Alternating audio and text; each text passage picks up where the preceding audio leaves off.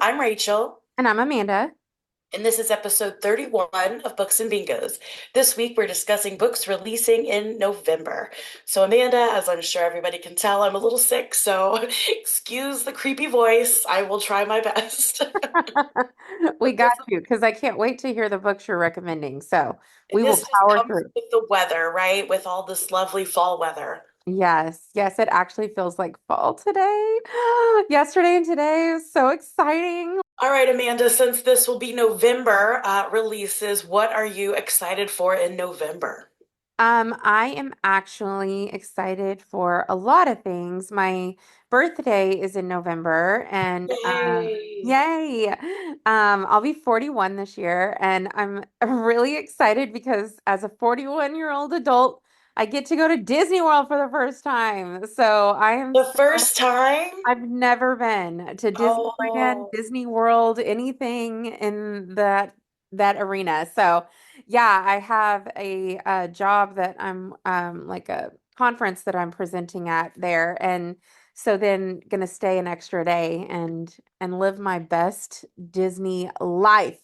I'm so excited for all the things, like everything that is quintessential Disney. Like I want to do it all. Like so if you are a Disney fan and you have been, please let me know your recommendations because I want to try to do it all because who knows when I'll be back. that sounds fun.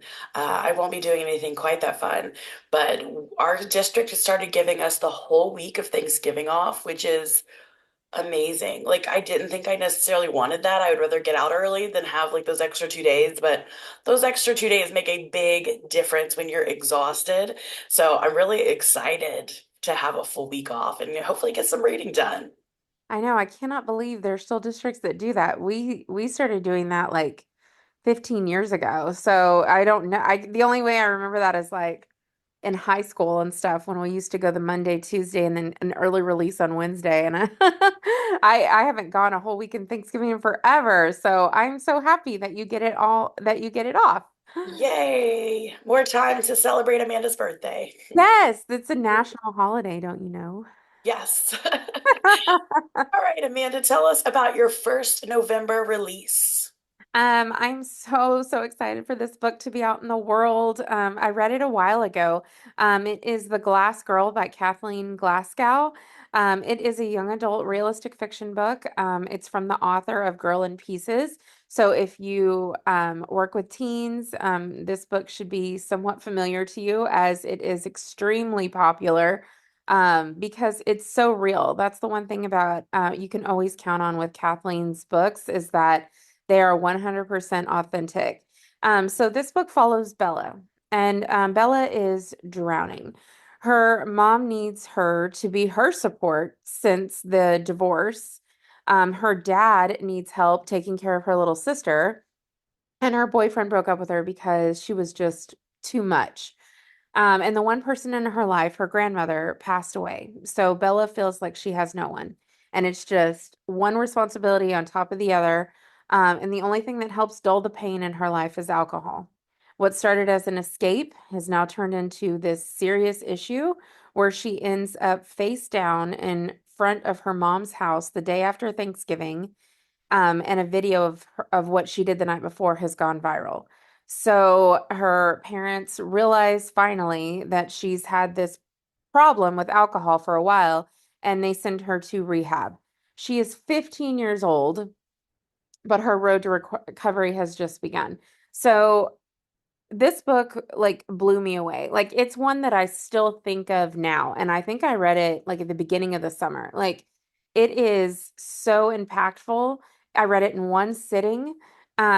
Like it's just one that because the thing is so many authors sometimes don't go head first into these books, right?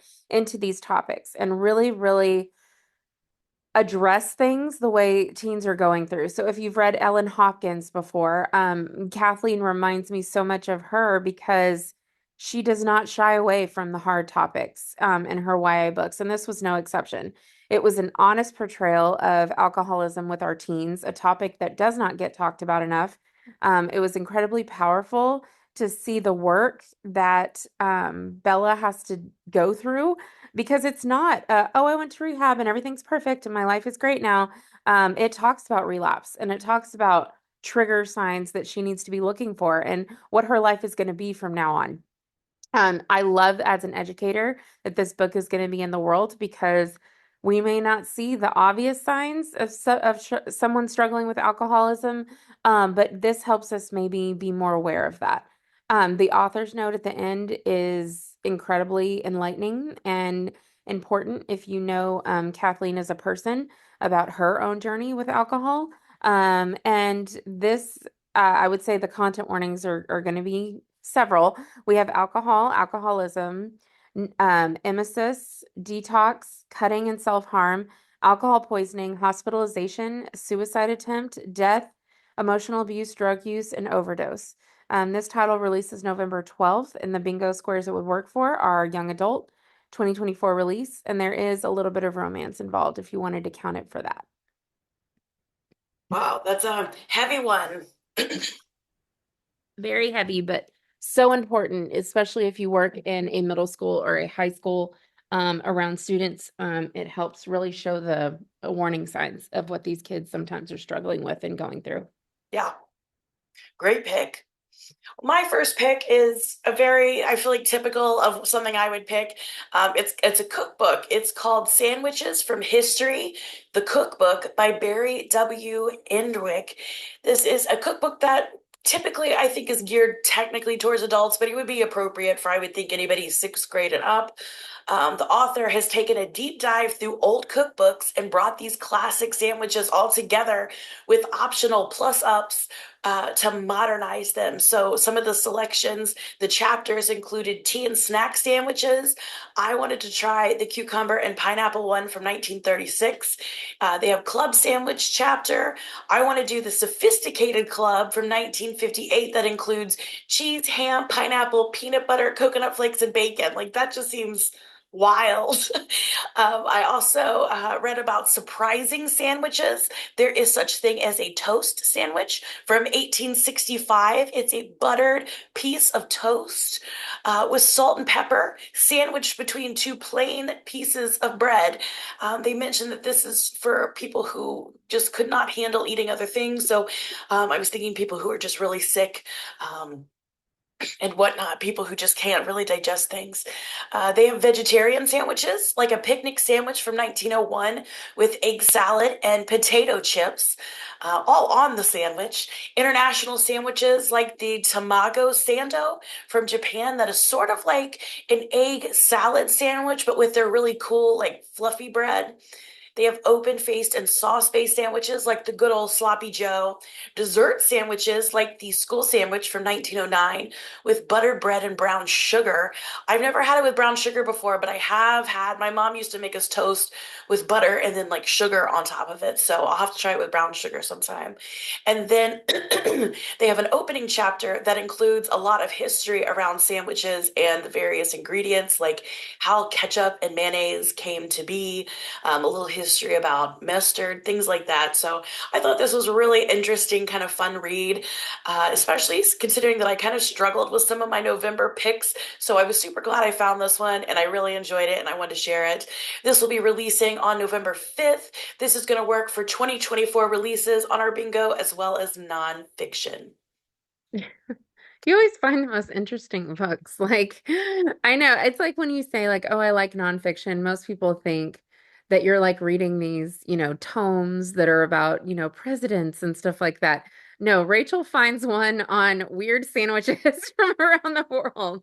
That is so cool. And I know so many kids that would love that. Like, honestly, I got asked for cookbooks this year more than I ever have from students. So it's something I'm on the hunt for with my order this year.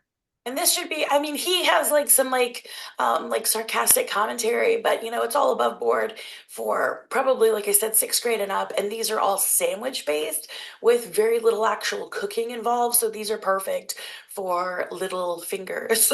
That's great. I love that.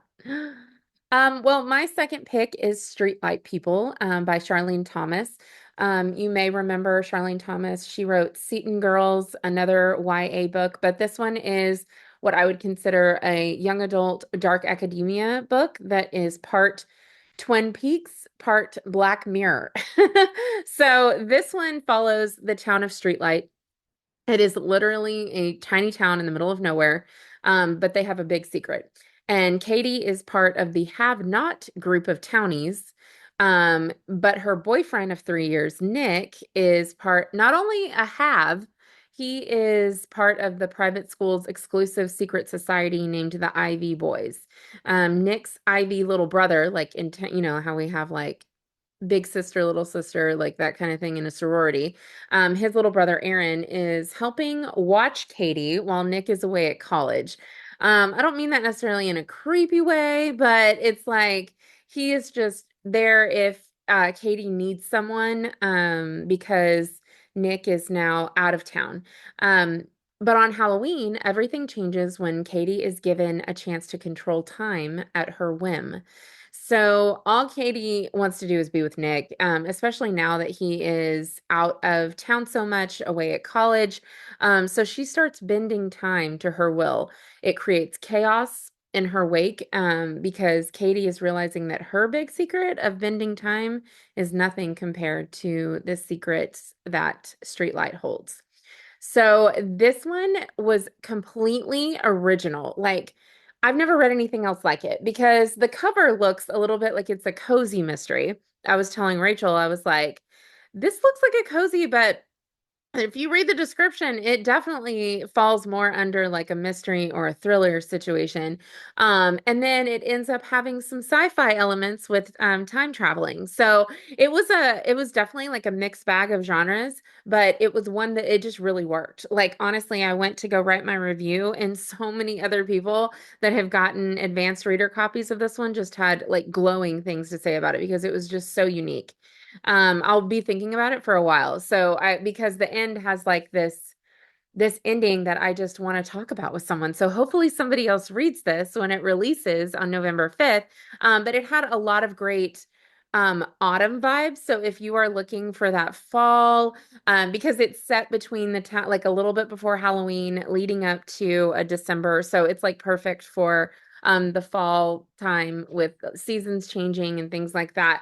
It has great writing, time jumps, and point of view switching between Katie and Aaron. And so I really just want to reread it now, having finished it, and I know the secrets and stuff, and see if I can catch any of the hints that I missed along the way. The content warnings for this one would be racism, classism, smoking, drinking, drug abuse, torture, body horror, blood, and hazing. The bingo squares would be young adult, 2024 release, fall vibes, romance, mystery, spooky. It was just a little bit of everything. That sounds like wild. I'm excited about this one. Yay! I hope you do get a chance to read it because I think it's right up your alley too. Yeah, and I looked at the cover immediately and it's very cute. It's very, yeah, I love it. Is it like, it feels very like maybe cozy sci-fi, but it does not sound very cozy sci-fi. No, no, it wasn't. It definitely had more thriller vibes. Yes, yes. Well, my second one does have kind of some cozy vibes. It is In Want of a Suspect by Tirzah Price. This is a YA historical fiction slash mystery slash romance. This is a spin-off series featuring Darcy and Lizzie from from book one of Jane Austen's murder mystery series, starting with Pride and Premeditation, which was my favorite book of the year it released. It's so fantastic. It's giving everything. It's giving historical society expectations, angst, mystery, murder, feminism, witty banter from my favorite literary couple. And that's what I want to see from romance. I like having something else besides just the romance element. So, like the mystery part of it and just everything going on around them really kept my attention, really kept me excited about this plot. And I live for romance with witty banter. So I was just loving this book. I'm still reading it and I don't want it to end. end, and I love it so much. But anyway, this one features Lizzie and Darcy, who are both at this point officially solicitors, teaming up to investigate an arson slash murder case from a local storefront at the request of the surviving brother. But things aren't quite adding up, and as the two are spending more unchaperoned time together, they're getting some raised eyebrows. So the two might be a little in over their heads professionally and romantically. And I'm loving it. As I said, I'm very picky about my Pride and Prejudice retellings. And while I often find myself thinking, like, would OG Darcy and Elizabeth do or say this thing? I'm finding that I don't care. I really love it. I love where these characters go, and I like getting to spend time with them. And it's just so much fun. I can't wait for the next book in this series, even though I haven't finished this one yet. I'm ready for the next one already. And I think this might end up being one of my favorite books of this year, if not my favorite one. So that is an awesome, awesome time. Content warnings for death, violence, death by arson, classism, anti-immigrant.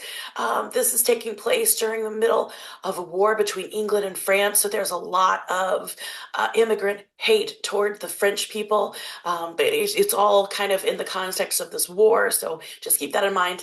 But the bingo squares would be YA 2024 release, romance, mystery, and I would say it could work for a cozy enough to count for our bingo.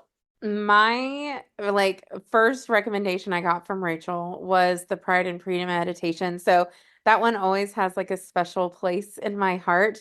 I actually even won a giveaway from the author for all three of the books. And the dress that she made for that matches the cover of Pride and Premeditation. Yeah. So it was like super cool. And I don't know if she did that giveaway or like another author friend of hers did, but like there is this one author, and I cannot remember, it's gonna drive me crazy, who she makes a dress for every new release that she's excited about, and it matches the cover of the book. Like it's insane. And so yeah, that one is sitting in my It, closet. it's hard to see, but I've got my Pride and Premeditation right there on my board. Yes, yes. It's such a good series. Like And the it's covers are amazing. They so all look beautiful. like they're cross-stitched in, and it's just fantastic. I love it. There's I love everything stunning. about the series. Yeah.